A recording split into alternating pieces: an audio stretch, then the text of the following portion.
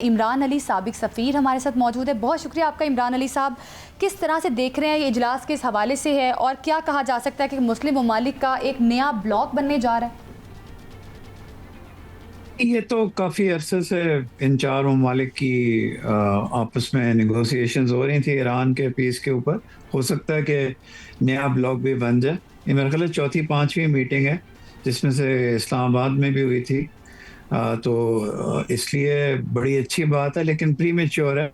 आहिस्ता आहिस्ता मेरा ख्याल है इस तरफ जा रहे हैं, लेकिन ये उस वक्त ज़्यादा सूदमंद साबित होगा जब इसमें ईरान भी शामिल होगा, क्योंकि सारा जो इशू है इस वक्त वो ईरान और बाकी दुनिया का। अच्छा सर, ये फरमाइएगा कि वज़ीर आज़म शहबाज शरीफ जो हैं रवां माह सऊदी अरब का एक अहम दौरा करने जा रहे हैं। वज़ीर आज़म की जो सऊदी हुकाम है उनसे अहम मुलाकातें भी होंगी, सऊदी फरमारवा से भी मुलाकात होगी। आपके नज़दीक इस दौरे की अहमियत क्या है? आपको पता ही है कि जब पिछले दिनों जब ईरान की और अमेरिका की जंग हो रही थी तो उस वक्त ईरान की जो वॉर स्ट्रेटजी थी वो ये थी कि वो गल्फ के ममालिक के ऊपर अटैक करता करेगा। उसने सऊदी अरेबिया पे भी अटैक किया, लेकिन सऊदी अरेबिया ने पाकिस्तान के कहने पे बहुत रिस्ट्रेंट का मुजाहरा किया। उसके अलावा पाकिस्तान और सऊदी अरेबिया की डिफेंस रिलेशनशिप है, वहाँ हमारे बच्चे डिप्लॉयड हैं, हमारे एयरक्राफ्ट डिप्लॉयड हैं। और फिर सऊदी अरेबिया ने हमारी जब यूएई से हमारा एक जो हमारी एक लोन के ऊपर एक इशू, उन्होंने सडनली लोन की रकम वापस मांग ली, तो सऊदी अरेबिया ने बैंक डिपॉजिट किया। उसके अलावा सऊदी अरेबिया के साथ हमारी बहुत पुरानी बहुत भाइयों से बढ़कर रिलेशनशिप है, तो ये दौरा उस तनाजुर में देखना चाहिए। अच्छा सर, ये फरमाइएगा कि आपने यूएई का जिक्र किया, तो आप क्या समझते हैं यूएई का अब मिडिल ईस्ट में क्या किरदार होगा? क्योंकि सऊदी अरब और यूएई के भी ताल्लुकात अब उस जैसे नहीं रहे, और पाकिस्तान और यूएई के ताल्लुकात को आप किस नज़र से देखते हैं?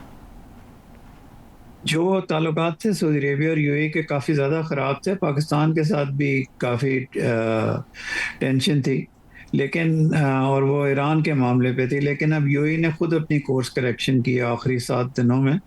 उन्होंने कुछ माली मावनत भी की है ईरान की, और ईरान के साथ ताल्लुकात भी ठीक किए हैं। जो आखिरी रेसिप्रोकल अटैक्स थे उसमें ईरान ने सऊदी अरेबिया के ऊपर यूएई के ऊपर अटैक नहीं किया। लेकिन जहाँ तक हमारे नेशनल्स की बात है, पाकिस्तानी नेशनल्स की, यूएई से हमारी एक्सपेक्टेशन होनी चाहिए कि उनके साथ बेहतर सलूक होगा, क्योंकि 3,000 4,000 डिपोटेशंस तो हुई हैं। उसको छुपाने की कोशिशें बड़ी की गई, लेकिन वो हुई हैं और हमें अपने नेशनल्स के लिए स्टैंड लेना चाहिए। सर, इस वक्त पाकिस्तान का जो एक मुस्बत किरदार इस वक्त पूरी दुनिया देख रही है। हमने ईरान अमेरिका मुआहदे को कामयाब बनाने में बड़ा एक अहम किरदार पाकिस्तान का रहा। अभी इसराइल जो एक स्पॉइलर है उसके जो सारे मामला सामने आ रहे हैं, उससे काफ़ी ज़्यादा तशवीश जो है वो बढ़ती जा रही है कि इसराइल एक तो अमेरिका और ईरान के दरमियान जो मुआहदा हुआ है उसे सबोटाज कर सकता है, और दूसरी तरफ लबनान और इसराइल के दरमियान जो मुआहदा था कि जंग बंदी पर इतफाक़ किया दोनों फरीकों ने, लेकिन उसके बावजूद इसराइल लबनान पर हमले भी कर रहा है। क्या लगता है आपको वाशिंगटन में जो अगला दौर मुज़ाकरात का लबनान और इसराइल को लेकर शुरू होगा, उसमें आप समझते हैं कि जंगबंदी हो सकेगी मुस्तकिल तौर पर, या कुछ बड़ी पेशरफ्त हो सकेगी, इसराइल को कंट्रोल किया जा सकेगा? देखिए, आप दोनों और तमाम लोग एक बात याद रखें कि ये जो वाशिंगटन में मुज़ाकरात हो रहे हैं लबनान के इसराइल के, ये इशू नहीं है। इशू और ना ही इसराइल स्पॉइलर है। इसराइल एक टेररिस्ट स्टेट है। स्पॉइलर तो उसको कहते हैं जो कि किसी अच्छे काम के अंदर, ये वर्ड हमारे मीडिया में वैसे ही स्टार्ट हो गया। इसराइल एक एक टेररिस्ट स्टेट है, लेकिन इसराइल एक बुलेट भी फायर नहीं कर सकता जब अगर उसको अमेरिका मना करे। तो असली प्रॉब्लम अमेरिका का अपना इन्फ्लुएंस यूज करना है इसराइल के साथ। तो और ये लबनान का जो एलिमेंट है, ये एक एक इसमें एक वीकनेस है। पॉइंट नंबर 1 है ये उन 14 नुकात का जो जो अमेरिका और ईरान के दरमियान पाकिस्तान की मुआवनत से तय पाए हैं, लेकिन उसमें विड्रॉल का जिक्र नहीं है इसराइल की।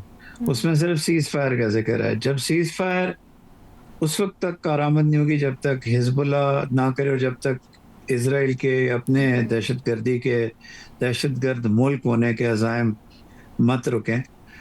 हिजबुल्लाह उस वक्त तक नहीं पीछे हटेगी जब तक लबनान के अंदर इसराइल घुसा रहेगा, और जितना आज इसराइल लबनान के अंदर है उतना तारीख में भी कभी नहीं गया। लिटानी रिवर है एक वहाँ, उससे भी आगे उन्होंने एक नेचुरल बाउंड्री बनाई है जिसको वो बफर जोन का नाम दे रहे हैं। तो ये जो मुज़ाकरात हैं जिनका दूसरा राउंड अभी सस्पेंडेड है, और मेरा ख्याल है हमारा इंटीरियर मिनिस्टर भी वो भी वहाँ गए हैं, ईरान गए हैं, तो वो जो सस्पेंडेड है वो इस लबनान की वजह से सस्पेंडेड है। तो ये लबनान एक ऐसी अजीब सूरत हाल डेवलप हो जाएगी जिसको हल करना मेरा ख्याल है पाकिस्तान जाके ईरान को ये कह रहा है कि आप लबनान पे इस वक्त स्टैंड ना साथ लें, आप 60 डे टॉक्स शुरू हो जाने दें, उसके अंदर उठाएं।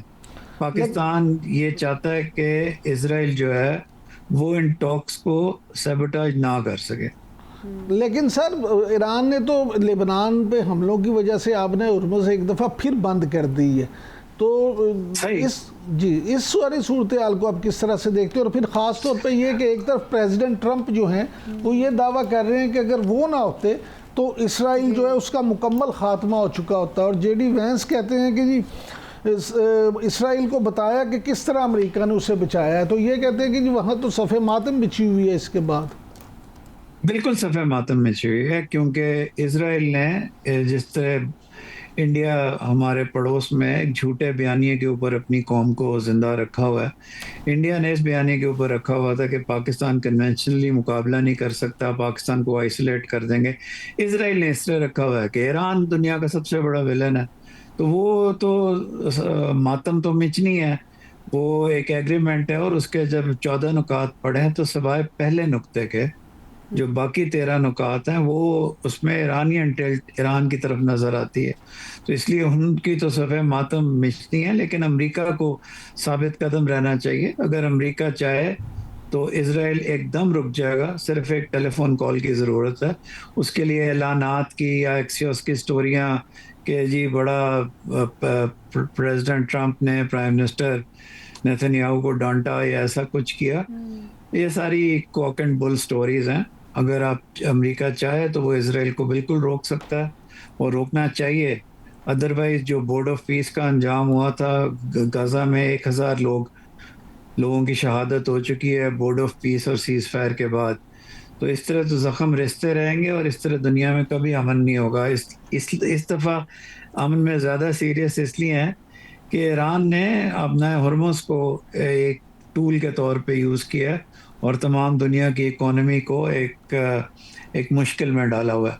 तो ये क्या कहना चाहिए, इंटरनेशनल रिलेशन में भी लातों के भूत बातों से नहीं मानते, यही प्रिंसिपल है। अच्छा सर, इस सारे मामले में आप चीन और रूस का किरदार किस तरह से देखते हैं? वो ख़ास अच्छा नहीं है। दोनों ने ईरान के साथ ट्रीटी साइन की हुई थी बहुत, लेकिन दोनों जब वक्त आया, जब अटैक्स हुए तो दोनों ने कैनेटिकली अमेरिका को रोकने की कोशिश नहीं की, बल्कि सिफारती सतह पे भी कोशिश नहीं की। तो फिर उसके बाद पाकिस्तान की मदद से बाद में चीन ने ज़रूर एक अच्छा रोल प्ले किया। रूस इस वक्त यूक्रेन में बुरी तरह फंसा हुआ है, तो इसलिए इनका कोई रोल जैसा होना चाहिए, क्योंकि ये अपने आप को पावर नंबर 2 और पावर नंबर 3 कहते हैं दुनिया में, लेकिन इन्होंने ऐसा कोई रोल प्ले नहीं किया।